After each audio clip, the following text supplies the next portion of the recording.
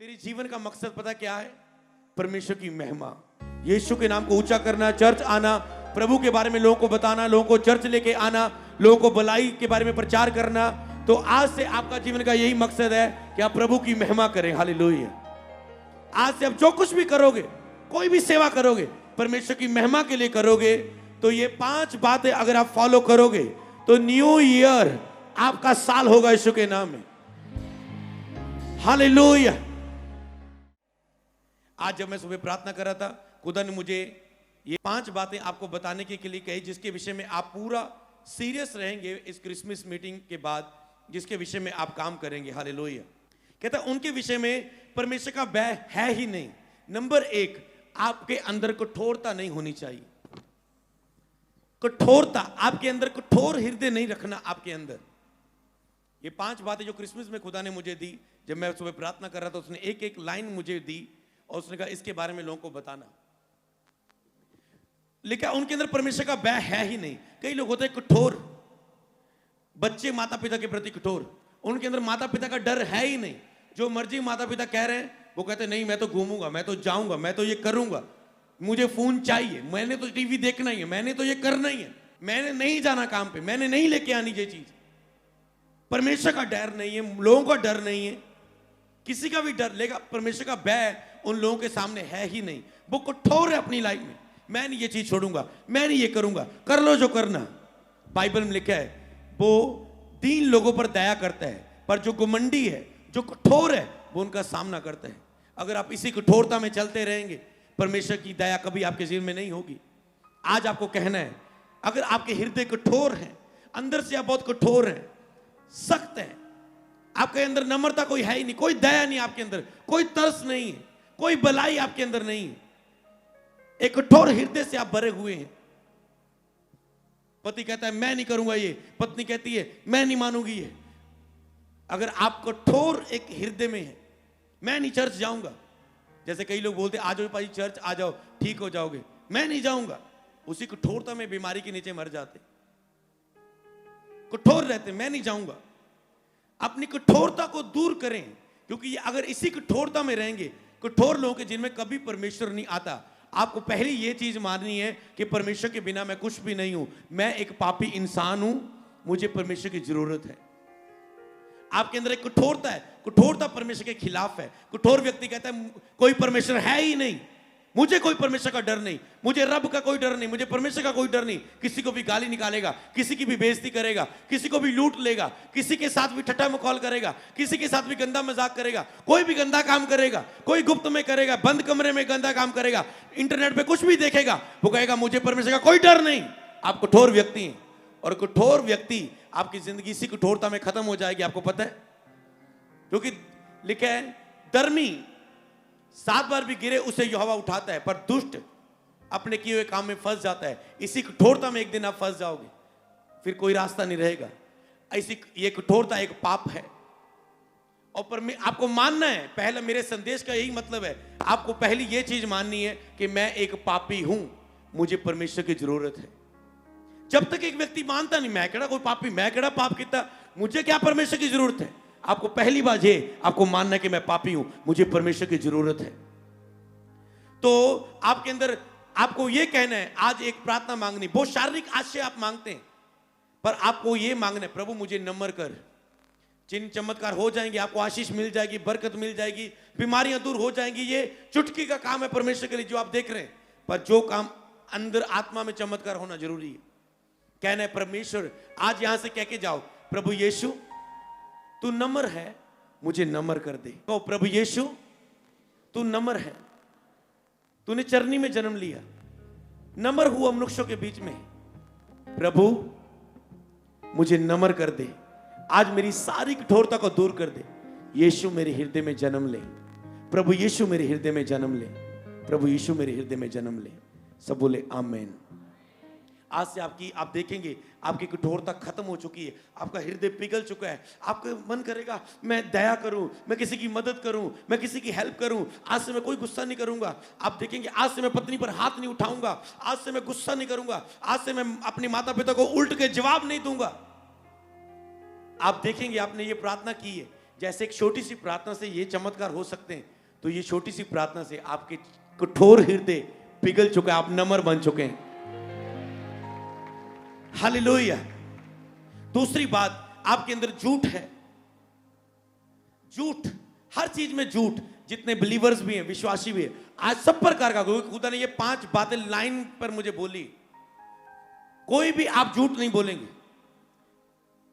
आप चर्च में टीम कई बार काम करती है, ये काम हो गया, मिनट में जो मन में आता है बोल देंगे। उनको ये नहीं पता ये झूठ है। अपने आप को डांट से बचने के लिए कुछ भी बोल देंगे, उनको पता ये नहीं झूठ है। और झूठे लोगों का परमेश्वर के राज्य में कोई अधिकार नहीं, वो नरक में जाएंगे। बाइबल में लिखा है जो झूठे लोग हैं, जो झूठ बोलते हैं, वो नरक की आग में सड़ेंगे। और परमेश्वर नहीं चाहता आप सड़ें, आप जलें। वो आपसे आज इस झूठ को दूर करना चाहता है। छोटी छोटी बात में झूठ, कहां हो जी, यहां हो जी, झूठ बोलना। बेटे ये काम किसने किया, मैंने नहीं किया जी।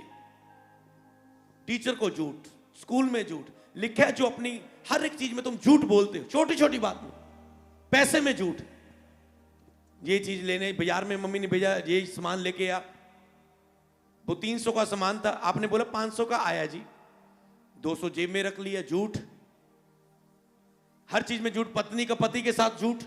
आज कोई भी झूठ है, सीधा आप कोई भी झूठ नहीं बोलेंगे। कोई भी छोटा हो बड़ा हो, वो झूठ जिसके साथ कुछ आप छिपा रहे हो, जिसके साथ दुख है, जिसके साथ किसी के लिए बुरा हो रहा है, आप कोई भी ऐसा झूठ जिससे अगर उसको पता चले मैंने झूठ बोला है, वो गलत झूठ है।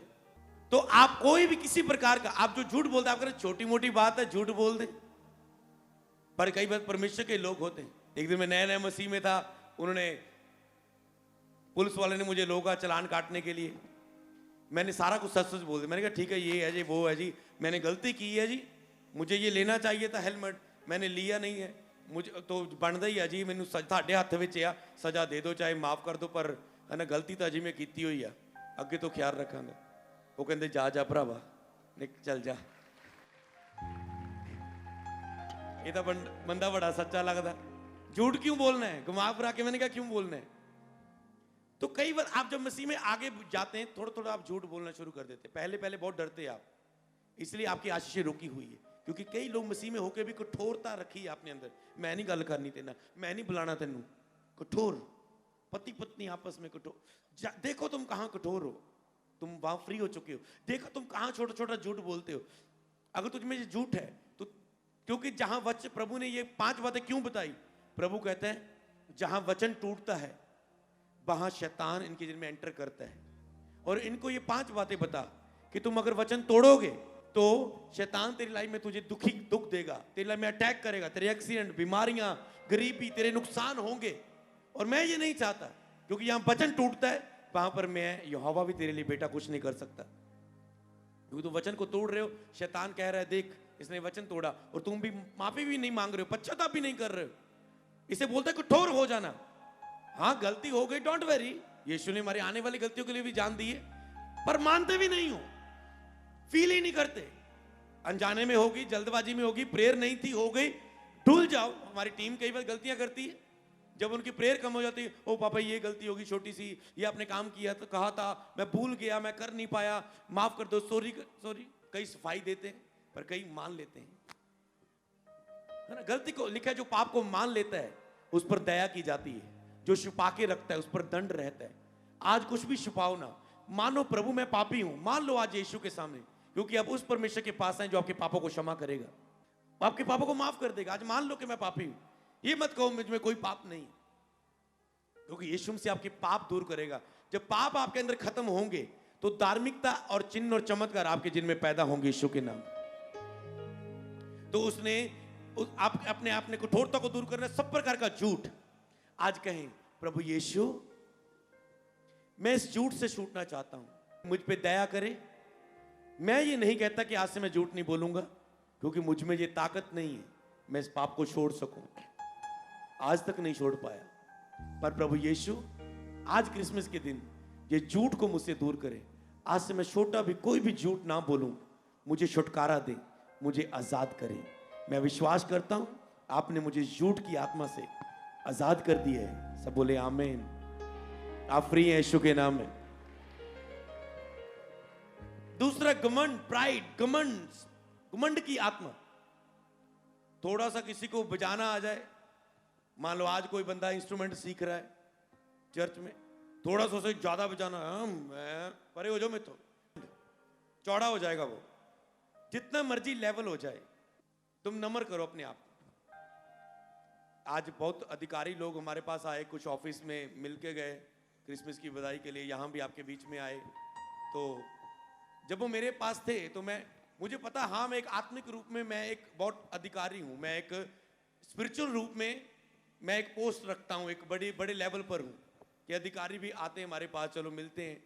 पर मैंने कहा उनका भी अधिकार है, वो भी एक अधिकारी है। तो मैं अपनी ऑफिस चेयर से उठ के नॉर्मल उनके साथ बैठा, मैंने कहा आपका स्वागत है और चर्च में आप हमारे पास आए, आप बहुत समझ पा रहे हैं। तो आपको ये मैं एक एग्जांपल दी मैंने आपको प्रैक्टिकली आज की। तो आपको घमंड नहीं करना अपने ऊपर, मेरे पास बहुत पैसा है, मैं इलाज करवा लूं। घमंडी लोग नाश होते हमेशा। घमंड नहीं करना आपको अपने ऊपर, अपनी ताकत पर, अपनी सुंदरता पर, अपनी बॉडी पर, अपने डॉलों पर, अपनी ताकत पर, अपने पैसे पर, अपनी गाड़ियों पर, अपने घर पर। कई बार घमंड के साथ तुम कुछ बोल देते हो और तुम्हारी आशीष खत्म हो जाती है, तेरी लाइफ में नाश के दिन शुरू हो जाते हैं। आज कहे प्रभु सारा घमंड मुझसे दूर कर दे, सारा घमंड प्रभु यीशु मुझसे दूर कर दे। आज से मैं नम्रता मांगता हूं, मुझे मेरे घमंड को दूर कर दे प्रभु यीशु। मैं माफी मांगता हूं, मैं घमंडी था, पर मुझे नम्र कर दे, मेरे हृदय में आए। यीशु के नाम में मैं विश्वास करता हूं, आज से मैं इस घमंड से आजाद हो चुका हूं। बोले आमीन। कठोर पता किसे कहते हैं? जिन्होंने अभी भी ये प्रार्थना नहीं की होगी, चाहे वो वॉलंटियर होगा, चाहे वो टीम मेंबर होगा, उसे मैं तो ड्यूटी कर रहा हूं, इसका मतलब उसने मनन नहीं किया। इसे बोलते कठोर बंदा, नम्र ना होना वचन को सुन के। तो इसीलिए घमंड को दूर करो। और अगली बात, अपने हृदय को शुद्ध करो, अपना हृदय साफ करो, क्योंकि अंदर क्या चल रहा है परमेश्वर देख रहा है। तो क्या तुम परमेश्वर के सामने निर्दोष हो? तुम्हारा हृदय में क्या चल रहा है उसे शुद्ध करो, साफ करो। तुम्हारे हृदय में क्या चल रहा है? तुम किसको किस निगाह से देख रहे हो? तुम बाहर से तो किसी को बोल रहे हेलो हेलो हेलो, अंदर तेरा क्या चल रहा है उसके लिए प्रभु जानता है। अपने अंदर हृदय को शुद्ध करो। किसी के प्रति तेरी कैसी सोच है, कैसा हृदय? तुम किसी के साथ बैठ रहे हो, पहना जो बड़ा बढ़िया सूट पाया, वाह वाह वाह, अंदर से तुझे जलन आ रही है, सबसे ज्यादा सुंदर इसी का सूट है। हाँ, मतलब हृदय साफ करो, शुद्ध करो, अपने हृदय को साफ करो। कहे प्रभु यीशु, मेरे हृदय में किसियों के प्रति बहुत सारी अशुद्धता है, आज मुझे सारी शुद्धता से दूर कर दे, मुझे साफ कर दे। यीशु के नाम में मैं साफ हो चुका हूं। बोले आमीन। आज से आपका हृदय साफ हो चुका है। तो ये चीजें, और लास्ट बात, परमेश्वर की महिमा के लिए आज से आप जियोगे। प्रभु यीशु के नाम में मांगते, बोले आमीन।